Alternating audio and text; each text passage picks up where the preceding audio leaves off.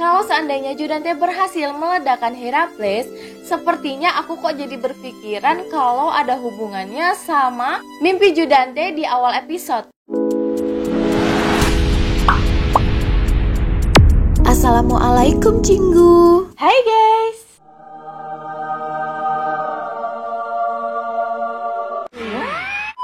Balik lagi di Easy Room TV. Gimana kabar kalian? Sehat-sehat selalu kan? Kali ini kita bakalan bahas The Penthouse season ketiga, yaitu tentang Judante. Nah, kalian pasti tahu banget ya kalau villain yang satu ini tuh gak pernah kehabisan akal, sampai bener-bener greget ya. Padahal ini udah episode akhir-akhir. Kita langsung aja yuk ke pembahasannya. Jangan di skip video ini karena sepanjang apapun video aku pasti berisi informasi yang penting buat kalian. Jangan lupa subscribe, nyalakan lonceng notifikasinya. Check it out. Nah guys, seperti yang kita lihat di preview episode 12, sepertinya Judante ini akan lolos lagi ya.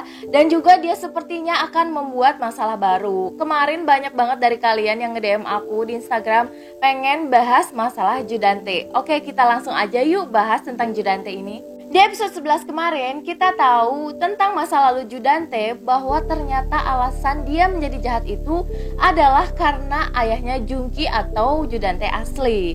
Nah, di situ juga diceritakan ketika Judante dan Naekyo mengemis, itu hasilnya diberikan semua kepada ayah dari Baek Junki. Walaupun hal itu menyedihkan, tapi hal itu tidak patut dibenarkan karena Judante menjadi seperti sekarang ini dengan cara yang salah.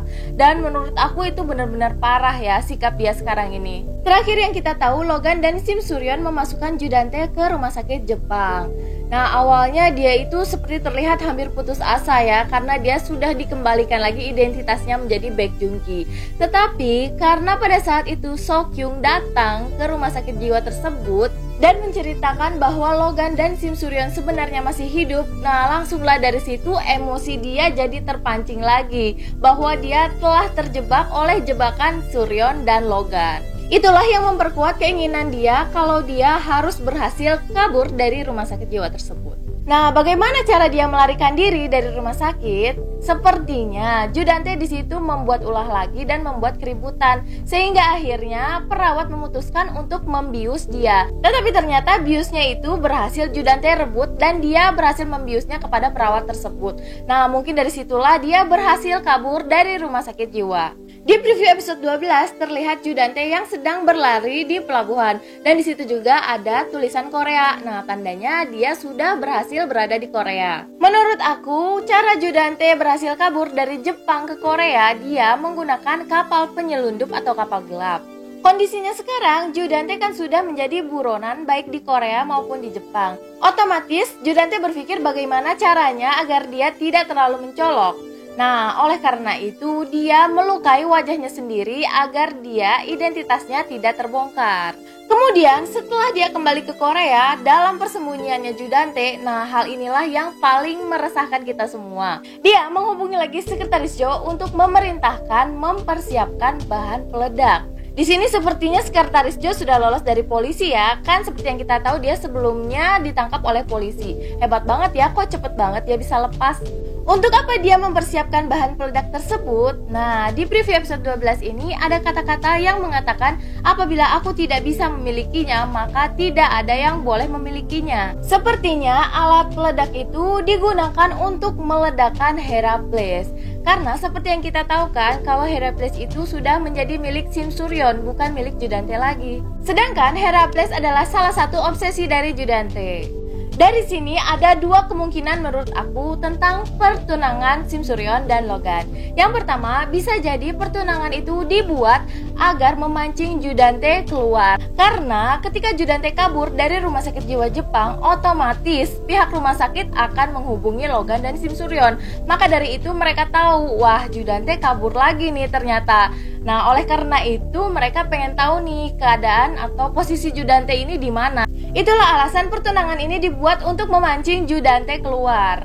Kemungkinan yang kedua, Logan dan Sim Suryon memang benar-benar melaksanakan pertunangan tersebut karena mereka berpikir kalau semua masalah itu sudah hampir selesai, seperti dia sudah bertemu dengan Seokhyung, kemudian Chun Sojin dan Judante juga. Jadi mungkin inilah saat yang tepat untuk melaksanakan pertunangan tersebut. Ya, tapi seperti yang kita lihat juga ya di preview episode 12 itu, Judante berhasil mengacaukan pertunangan mereka lagi. Gimana menurut kalian? Mana yang lebih masuk akal? Kenapa aku bilang bahan peledak tersebut dibuat untuk meledakkan Herakles? Karena terlihat di preview episode 12, di situ Judante mengajak bertemu Sim Suryon. Nah, di situ terlihat Judante memegang sesuatu, sepertinya itu adalah remote untuk meledakkan bahan-bahan peledak tersebut. Kenapa di situ terlihat kalau Sim Suryon menemui Judante seorang diri? Sepertinya ada hal lain yang digunakan Judante untuk mengancam Sim Suryon. Di sini aku punya firasat kalau Judante akan menggunakan Seokhyung untuk mengancam Sim Suryon.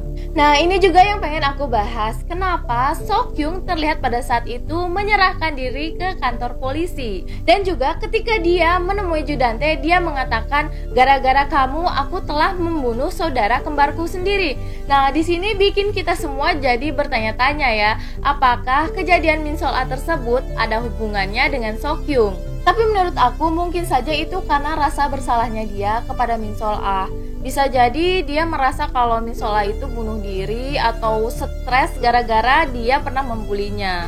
Kemungkinan yang kedua, bisa jadi dia ditangkap di kantor polisi itu karena Seokhyung mengikuti Judante lewat kapal gelap. Jadi nggak ada cek paspor dan lain-lain seperti itu ya.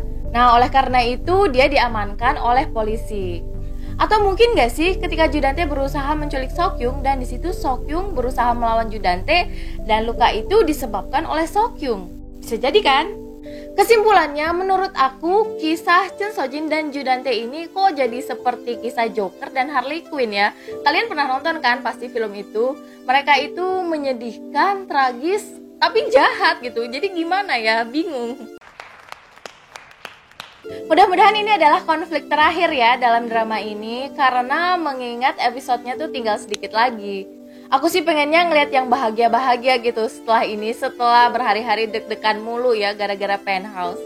Gimana menurut kalian? Setuju nggak? Komen di bawah ya. Tapi ada yang menarik di sini. Kalau seandainya Judante berhasil meledakkan Herakles, sepertinya aku kok jadi berpikiran kalau ada hubungannya sama mimpi Judante di awal episode. Di situ terlihat Herakles seperti hancur dan kemudian Judante jatuh dari lantai atas tenggelam ke dalam air. Jika kita lihat wajahnya dengan seksama, terlihat samar-samar kalau di wajahnya itu seperti ada luka di pipi sebelah sini ya, seperti yang kita lihat Judante sekarang. Jadi apakah mungkin penulis buat adegan mimpi Judante tersebut untuk menunjukkan kepada kita semua bahwa itu adalah akhir Judante? Gimana menurut kalian? Kalau kalian suka dengan pembahasan ini, share ke teman-teman kalian dan jangan lupa subscribe ya, karena nonton drama itu nggak seru kalau sendirian. Jadi stay tune terus di Easy Room TV ya. 그럼 감사합니다. 패딩 입은 애 같아 아무 패딩이랑 똑같지 넌 그런 마사피